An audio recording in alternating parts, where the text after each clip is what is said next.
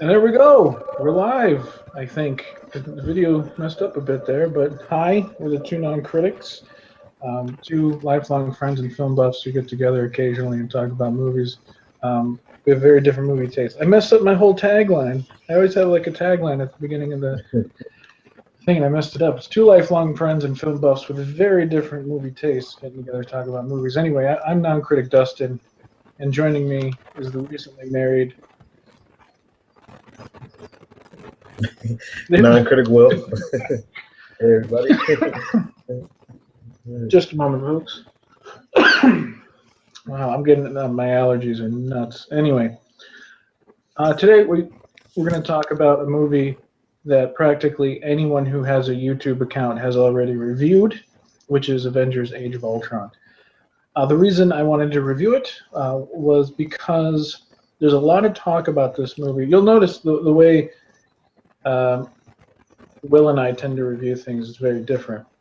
I give you my opinion, sure, but then I remark on all the other reviews I've seen, especially when it's something that's been out for 2 weeks, like this. And there's a lot of weird reactions to this movie that I do not understand, and I just want to talk a little bit about it. But anyway, Age of Ultron, it's the sequel to the Avengers. First, let's just quickly talk about what we thought of the first movie. What did you think of the Avengers? The first Avengers, I thought it was pretty amazing. For them to, put that movie together, not all, but combine some of the Marvel heroes together, and have just a big brawl out with Loki and the race of aliens that were trying to come onto Earth and take over Earth. It was a good movie.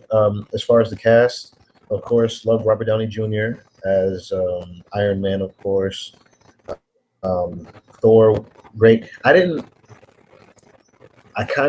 still wanted Edward Norton to be Hulk, because for me, the Incredible Hulk, the second movie, the reboot, Edward Norton did such a great job as Hulk for me, and then Bruce Banner. So I wanted him to still be Hulk, but things happen, shit happens.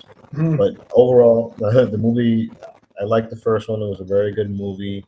It was more just me, as y'all know me from the videos, I love action, so it was definitely action-packed. I can say now, after watching the sequel, that it had a lot of action to the point where they didn't do much. They did very little explanation on the first one compared to the sequel. So I definitely appreciate the sequel more now for its in-depth view and detail in the story. So. Yeah. Okay. Yeah, I can agree with most of that. I think when I first saw the Avengers, I was a teensy bit disappointed. I liked it very much. Pardon me. But I felt like the middle of the movie was very bloated. The scene on that shield carrier thing where they're trying to keep it flying in the air, I thought that scene went on forever. But for the most part, the movie was fun. The characters were all great. I prefer Mark Ruffalo as the Hulk. I thought Edward Norton did a great job. But what the problem I had with Edward Norton's character as the Hulk is he's just sort of like, I don't know, he's too quiet. He doesn't have a whole lot of personality, and it's because he's trying to keep in this massive monster. Mark Ruffalo's character does that, but he feels more human at the same time. He has that remark about how stupid it is to have him on a ship out in the middle of the ocean. When he rages, there's no escape, and then all of a sudden the ship starts to rise up in the air, and he's like, "Oh yes, well this is much worse." I thought that was great, and he's just like taking it in stride. I thought all the performances were great. It was just great to see Joss Whedon, whom I've been a fan of since I was like 12 or younger, finally get a big movie where he can tell a big story and do all the stuff he does well. But the fun of that movie, which is what everybody remembers, is that, oh my God, this movie's really happening and it doesn't suck. Because for some reason, the whole world was convinced, yeah, okay, Iron Man is good, Thor is decent, the first Captain America was an okay movie, but get them all together, that's not going to work. There's no way that's going to work. I don't understand why they thought this. Obviously, the Avengers have been around since the 60s. Something about it works. And that's what people, I think, tend to remember, is just the fun of seeing these characters on screen. Pardon me. Now, conversely, the sequel. What did you think of the sequel?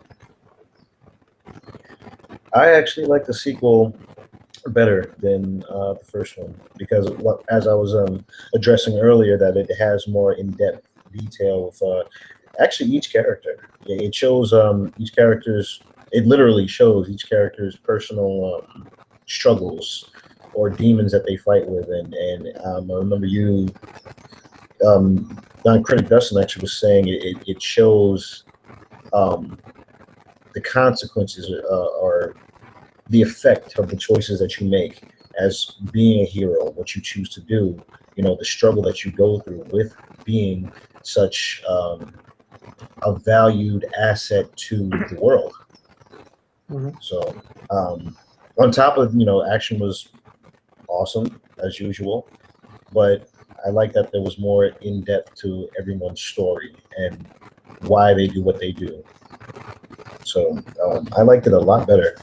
Now, as far as Ultron, Pardon me again. Yeah. I am sorry, everybody. I did not know who Ultron. I never really looked at the comics of Ultron. So when they first said the Avengers, Age of Ultron, I was like, that sounds like a Transformer. It sounds a lot like a Transformer. But I didn't know who Ultron was, and then of course, I did my research and looked it up, and then I got an understanding of who it was. It's not really who it was, and also Vision too. That was complete blindside of me. Mm-hmm. But overall, I love the movie. It was definitely better than the first one for me, and now I got more understanding of each character and the ones I didn't even know about. Yeah, I like the sequel. I like it more too. I like Age of Ultron much more, and because it still has a lot of the same problems the first one does. Like the middle of the movie drags a lot. Like when Ultron has the body that will become the Vision in that truck, and they're trying to get it and all that. I was like, this is taking too long. And I got a little bored there. But the interaction between the characters, the dialogue between the characters, is so good, and it's so perfectly matched with the characters themselves that's the entertaining part of the movie. That's the part, to me, that's more exciting than the action. Although the action is very, very good in this movie. Even I enjoyed it. I remember while I was watching it, and there's a scene where the Hulk loses his shit because presumably Scarlet Witch showed him what his greatest fear is or whatever. Yeah. And that scene where him and Tony Stark, and they're in the middle of this little city, and it's very reminiscent of Man of Steel. And I was thinking, this is how you do a scene like this. You make it about something. You don't make it big and preachy like Man of Steel was trying to do, which is, like, I will destroy you because I want my planet to live, or whatever bullshit that movie is about. And then this movie's like, this is Iron Man not only trying to save all these people, but trying to save his friend and a colleague he admires. And that made the scene very intense to me, and it also made it very, very fun. Like you and I were talking about how when he gets his little super punch jackhammer thing, and he's just hammering Hulk in the face, he's like, "Go to sleep, go to sleep, go to sleep." Go to sleep. Like that's the human, like that's something Tony Stark in these movies would say. They could have easily just had him been like, "Oh, damn it, Hulk." But by making him like go to sleep, go to sleep, and he's not completely losing his cool, but you can tell he's really like trying to keep it together.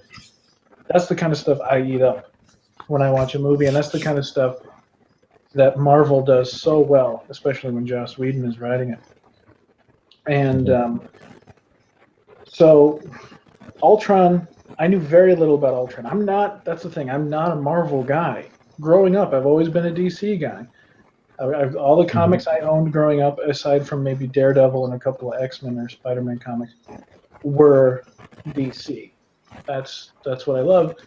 Unfortunately, DC movies lately, meaning the one Man of Steel and the upcoming Batman v Superman Dawn of Garbage, is that is just making me infuriated because I love movies so much, and I love DC. And when DC makes a good movie like The Dark Knight or like the original Richard Donner Superman, it's like the perfect pairing. And now here's Marvel coming out, and they're telling these human stories. They're fun. They have a bit of darkness to them, but they're not depressing, and they're hopeful, and that's what these movies should be.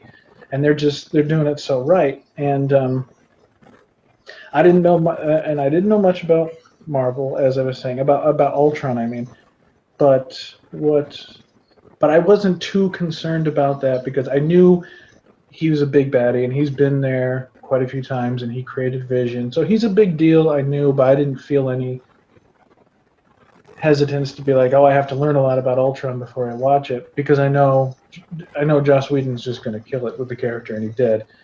But I mean, not just the way he wrote the character, how the character is funny, a little charming, but also incredibly sinister. I think Ultron is far more sinister than Loki is. Loki's fun. Yeah. Loki's like, I like Loki. Like, I think the key to Loki is Tom Hiddleston's performance as Loki. You can tell he's just having such a good time playing it. But I don't think anyone, including Joss Whedon, has really written him as a very interesting guy. I understand the thing with, like, he's adopted, he's part frost giant or whatever, and you're supposed to empathize with that, but it just doesn't, I don't know, it just doesn't mesh. But Ultron, you don't mind hanging out, like, he's hanging out with him in this movie. You're kind of like, he's funny, you know. He calls Captain America Frisbee. But he's kind of creepy as well. Like you said, really he's sinister. Creepy. He's very creepy. Like that first scene when he gained control at the party, and he walks out and he's all like crippled, creaking and everything, and he's singing "There Are No Strings on Me." I was like, that's creepy. Yeah, the implications of that. Like, yeah, it's creepy because he's quoting Pinocchio, but it's also just creepy because of the implications on that. Like, I'm free, I can go anywhere and do anything, and you guys are fucked. That's very, very menacing. And James Spader's performance as Ultron is so good. I mean, I love James Spader anyway. He's one of my favorite actors. He just has a way. He sounds like he's tasting words when he says them, and like, or if he's mad, he literally sounds like he tasted it and it was disgusting and he spit it out. Like when he's like, "Don't compare me with Stark." He could have just been all growly and like, "Brrr," but instead he just sounds like he's going, "Puh," like that name. He hates the taste of it. And there's so many layers to that character that I think that really elevates the movie as well. And I think it balances all the characters very well. It's to me, it takes most of the flaws of the first movie and most of what worked in the first movie, retains that and improves on it. But I mean, it still does have certain flaws. Like I said, that the middle is a little clunky, but for the most part, I thought it was great. I thought it was really great.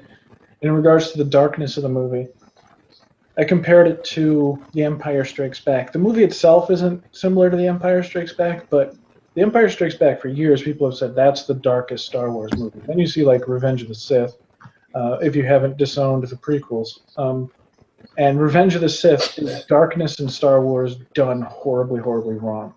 It's over the top to the point of being almost corny. With Anakin screaming, "I hate you," and in my point of view, the Jedi are evil, and him strangling Padme, killing children. That stuff could have been handled much better, but I mean, come on, it wasn't. Empire Strikes Back handles darkness well in that it shows these characters, like it starts to show Han Solo redeeming himself, struggling with that redemption, but really starting to become a hero. And then he's faced with his past again. There's Boba Fett. His friend has betrayed him, and he sees, like, past isn't gone. I'm redeeming myself, but no matter what, the past is going to come bite me in the ass. And the same thing with Princess Leia. She's trying to lead these people, but things are just way, she feels like she's in over her head. And with Luke, you see shades of, is he strong enough to face the dark side, and is he alone? And they see these aspects of themselves, and they decide to rise above it. And that's what Age of Ultron was all about. Scarlet Witch showed them all these aspects of themselves, and they rose above it, and that's what heroes do. Now, in regards to, I know you probably haven't heard, you don't pay, even though we do a review show, Non-Critic Will doesn't pay attention to reviews on anything. Have you heard any of the backlash about this movie? I hesitate to call it backlash, but there's this it's kind of like The Dark Knight Rises. Like when The Dark Knight came out, everyone was so shocked that it worked so well and that Heath Ledger was so good that they're like, that movie is like God came all over my face and it was amazing. And then The Dark Knight Rises, and they expect they're going to get a second load of God come in their face. And then they're like, oh, it's good, but it's like, This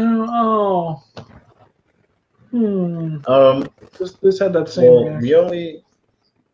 The only things I've heard, actually, one was from you about how you said you were looking at some reviews and they were upset at the way the action was not the way the action was displayed, but there was not enough compared to the first one because it was more like storytelling or so. That I remember you were telling me about that one, and another one I read actually was some fans were pretty upset about Ultron, about his his demeanor and the voice of Ultron, because Ultron is supposed to have more of a robotic,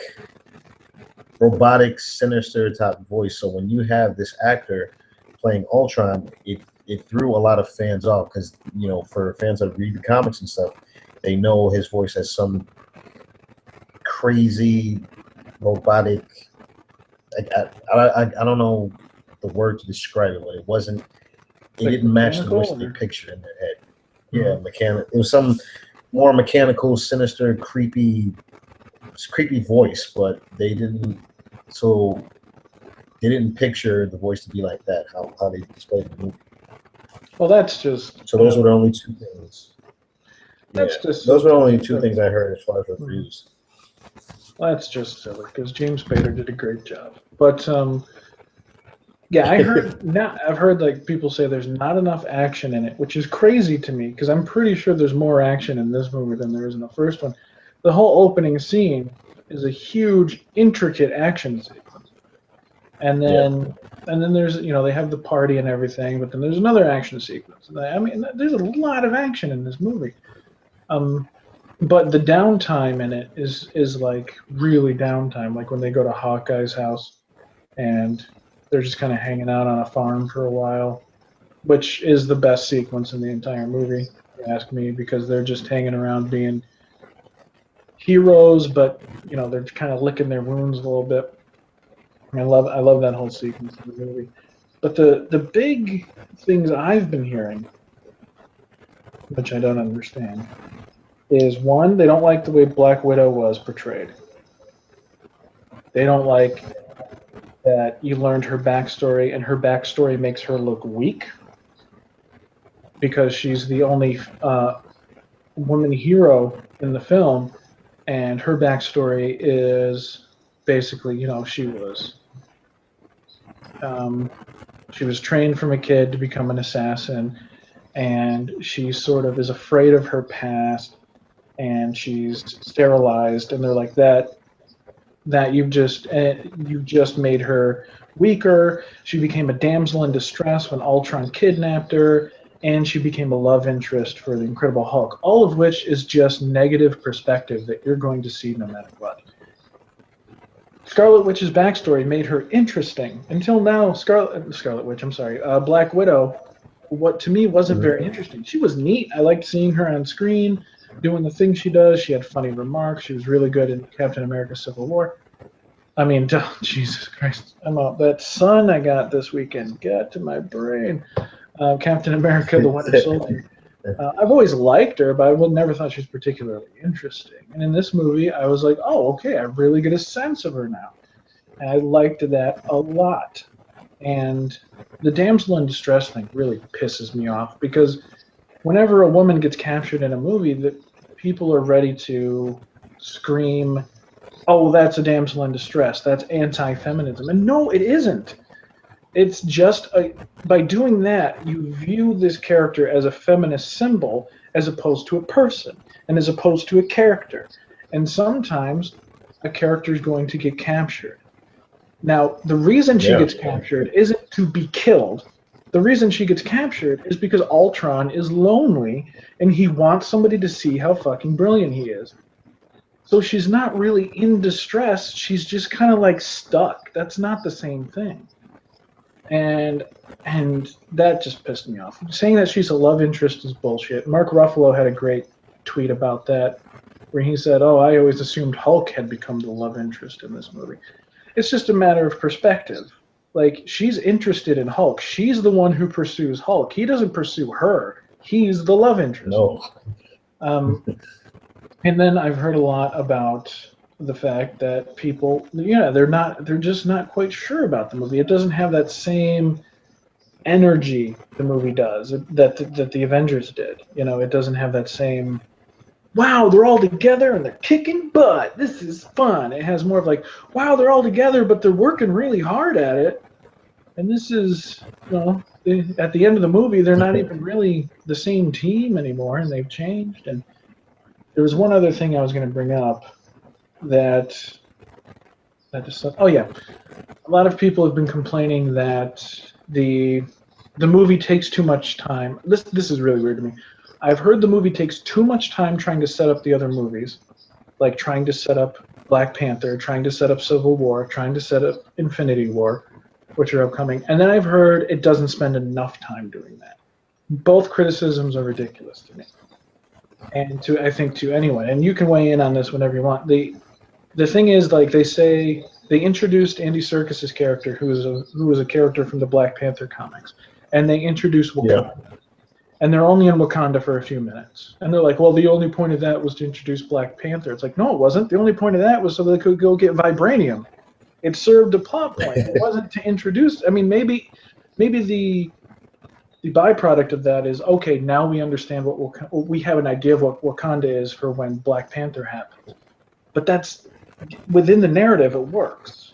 And then the thing where a lot of people I've heard say the whole scene where Thor goes off to the Vision water and recreates the Vision star that we showed him, and then he sees the Infinity Gauntlet, and they're like, oh, well, that's just there for Infinity War and Thanos. It's like, well, yeah, that's partially what it does, but that's not the point of it in the movie.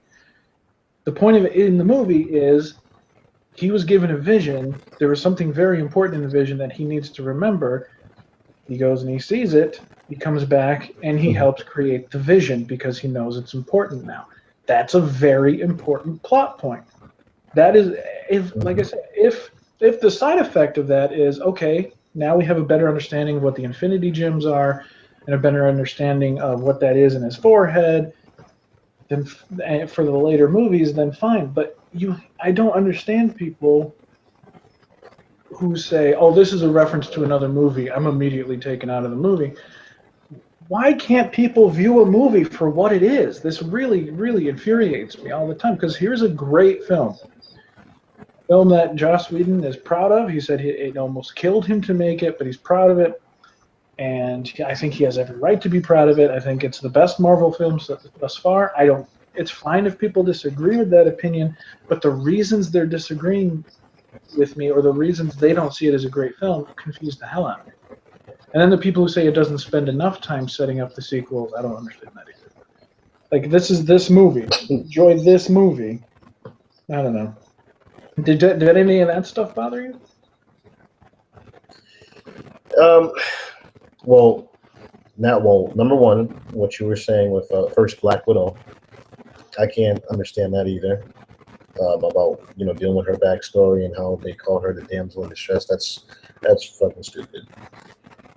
Period. That's just stupid. I don't get that. And as far as the whole setting up for the other sequels, yeah, there's certain plot points that are going to introduce this, the Infinity Stone, introduce that just to set up, but it still shouldn't take away from the main focus of the movie.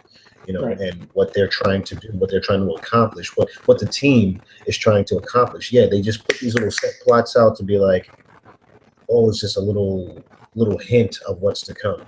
But still focus on the movie, because even though it's a hint of what's to come, what's needed to still drive the movie right at hand. So I don't know. I don't understand people. That's why I don't read the reviews at times. This is why. This is why a lot of times I don't really look at the reviews and stuff, because I just go based with my own opinion, or people that I know and trust, like you. So I'll go by those opinions, not just random people. I don't give a damn how famous you are and how best reviews you do. I don't care. I don't know you. I don't care. So this is another clear reason why I'm not really care about reviews. Well, that's not why I read reviews, because I just like to see different perspectives on things, but these are perspectives I don't totally understand at all. It's just, I think a movie like this, you go into it, some people go into it wanting one thing, other people go into it wanting another thing, and then you have people like me who just want to go and have a good time and enjoy the movie and hopefully get a little bit more out of it than being entertained. I approach different movies differently. This is the kind of movie where I'm going to spend 2 hours and some change. I better be having a good time. And if you can do more than just give me a good time, then I am eternally thankful. And that's what Avengers Age of Ultron did. Some people go in and all they want to see are all the references to other movies, or all they want to see is all the funny moments, or all they want to see is the action, or all they want to see is this. Movies are big, complex things, even big, dumb action movies like this one. And even though it's a good movie, it's still just a big, dumb action movie with some smart ideas. And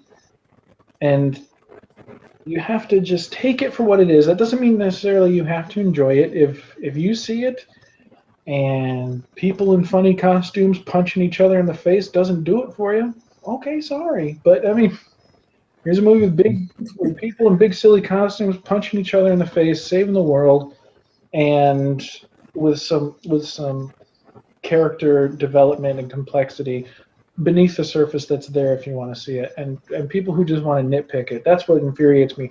We've become a culture of nitpickers. And I know people who will see a movie, and if there's one thing in it they don't like, even a little bit, they're like, the whole movie's fucking dead to me. Like, just because you didn't like that line, or you didn't like that visual gag, or how is that possible? You have to enjoy a movie for what it is. And if overall you had a bad time, that makes sense. But if one moment ruins a whole movie for you, then I am very sad for you, because you're not going to enjoy a lot of movies. This review has gone on much longer, and it wasn't really a review. It was more of me just getting on my soapbox and ranting about other reviews. But I think the movie's fun. I've already seen it twice. I'm sure I'll see it again when it comes out on video. But until then, we have another show coming up soon. But that was Age of Ultron, or that was Non-Critic Dustin ranting to Non-Critic Will about people who review Age of Ultron. So we don't have a closer. We'll probably never have one. So until then, I'm Non-Critic Dustin, and you are, sir? Non-Critic Will. And bye.